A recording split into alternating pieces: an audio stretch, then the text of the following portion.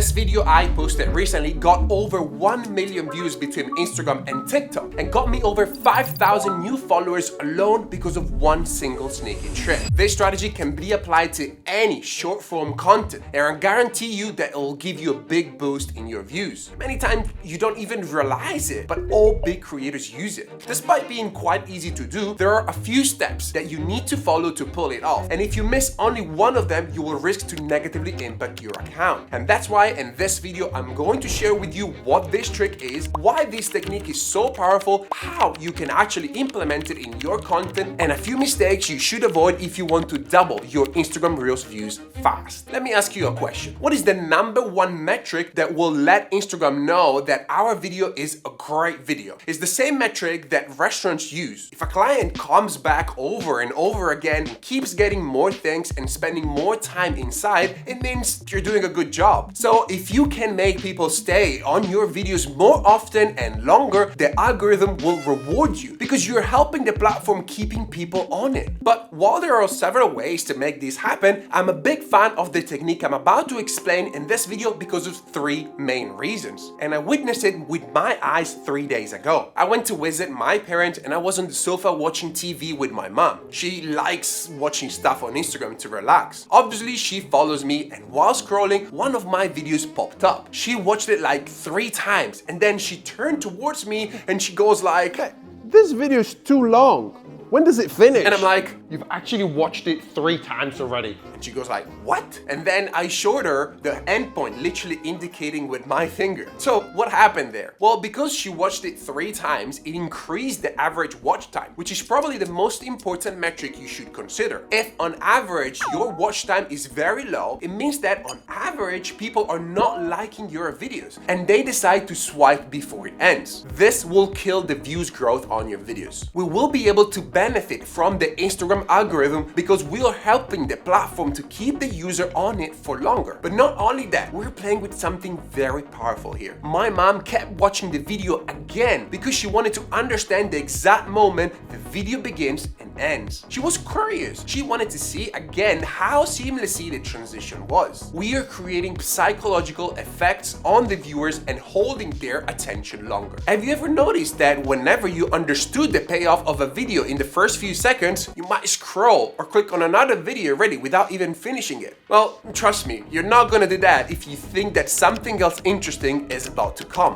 So if you don't want people to scroll away before the video ends, one strategy you can use is creating loops. A loop in a video is when the end of the video connects perfectly back to the beginning. So it can play over and over again without a noticeable break. But you need to be careful when using this strategy. In a minute, I will show you a few mistakes you must avoid because they will lead the viewer to abandon the video early. But first, let me show you how you can do it in your content. Because the best part of loops is that they can be created in any niche. Whether you're dancing, painting, talking, reviewing, it doesn't matter. Follow this 3-step formula. First, you need to plan. You cannot skip this, otherwise it'll never work. I've never seen a loop working without a plan. The key here is that the end must match the beginning. So if you want to create a script, the first phrase in the video should be a continuation of the ending phrase. Let's do an example. I want to make a video about my favorite phone ever. So I'm going to write a script for my video, starting with the hook. And I think this time I can write, "This is actually my favorite phone ever." Alright, now I need to write the body, and I'm just gonna write something completely random just for this example. And let's say I'm gonna write it has 3 cameras, let's say a touch screen, and even a button on the side. And this will be the overall video. That's it, just something random, okay? But now I need something to link the ending with the beginning of the video. So I can add an element of surprise. Say maybe, but you know what?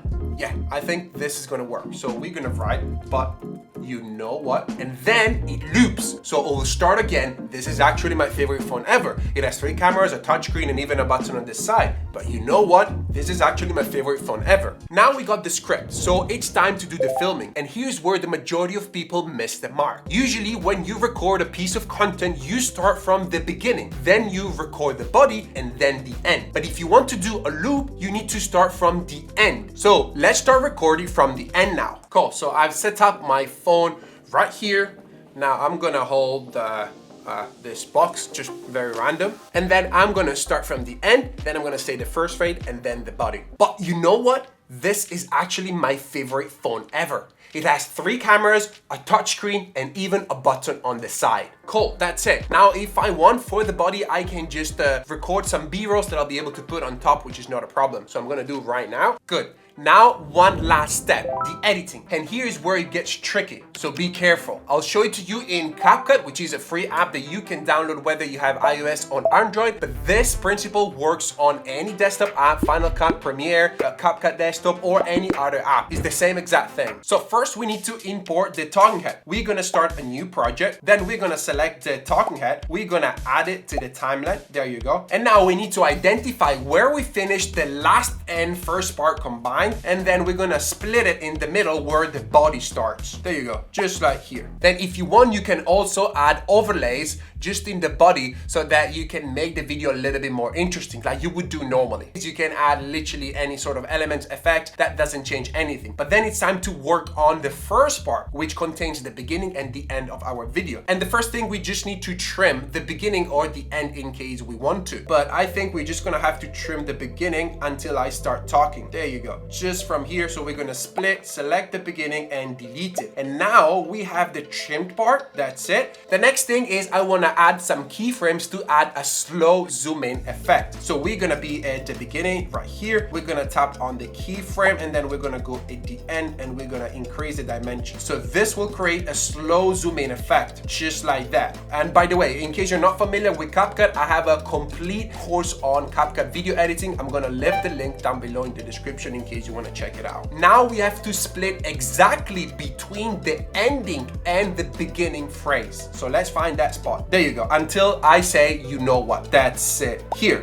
Super important, never touch again either side of those two, neither the ending or the beginning. Otherwise, CapCut will eliminate the keyframes and therefore the loop won't work anymore. Stay with me because I'll let you know about other things you should avoid in a sec. The last thing that we need to do is simply drag the first clip here, which is the ending phrase of our video, and drag it until the end. Just like that. And then we have the second phrase of that beginning hook at the beginning of the video. Now we got the loop. This is actually my favorite phone ever. It has 3 cameras, a touchscreen, and even a button on the side. But you know what? This is actually my favorite phone ever. It has 3 cameras, a touchscreen, and even a button on the side. But you know what? You see, it's cool, right? This was a basic example, but if you want to make it even more credible, you can add body movement, animations, sound effects, and more using the same principle. Now, let's do an example with a random sound effect. So let's try it. We're gonna go in sound effects. We're gonna type whoosh, and we're gonna pick a random one. Let's say this one right here. Then we're gonna position the playhead wherever we want. Let's say right here. We're gonna tap on split. Then we're gonna drag the beginning of the sound effect that we just split in two and drag it at the end of the video so that it matches with the end of the clip, just like that. And then we're gonna drag the end of the sound effect at the beginning of the video, just like that. And that's it. This is actually my favorite phone ever. It has 3 cameras, a touchscreen, and even a button on the side. But you know what? This is actually my favorite phone ever. It has 3 cameras, a touchscreen, and even a button on the side. But you know what? Creating loops is easy yet difficult at the same time because beginners tend to make a few mistakes that won't make the loop work, and therefore letting the world know that they're not good editors. So here's 6 mistakes to avoid. First one is probably the easiest to make. If you're not careful while editing the looping part, you'll risk ruining it. So if the ending will be different than the beginning, the loop won't work. People will understand that that was the ending of the video and they'll scroll away. The rule is that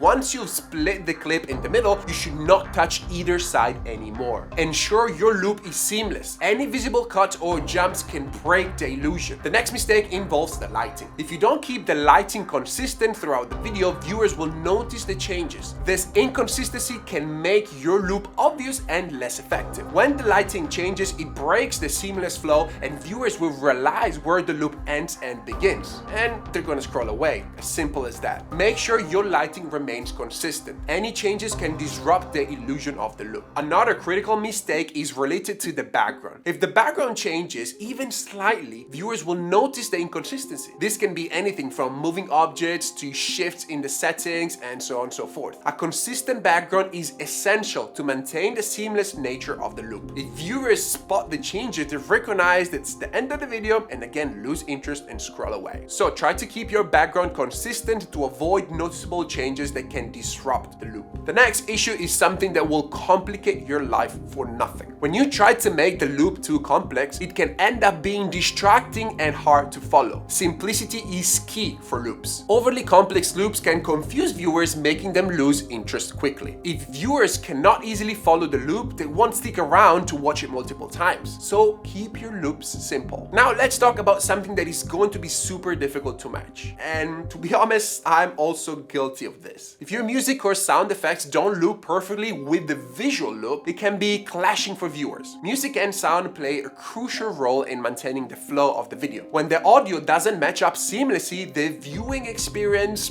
won't be that pleasing, causing viewers to notice the loop and again move on. Ensure your music or sound effects loop perfectly with the visuals to maintain a smooth flow. Lastly, there's one more mistake that holds people back on getting more views and gain more followers. You can create the best loop ever, but if you don't use a proper strategy to structure your content, you'll be stuck with no growth. And in this video, I talk about a fail-proof 5-step plan that anyone who wants to grow on Instagram can use. So see you there.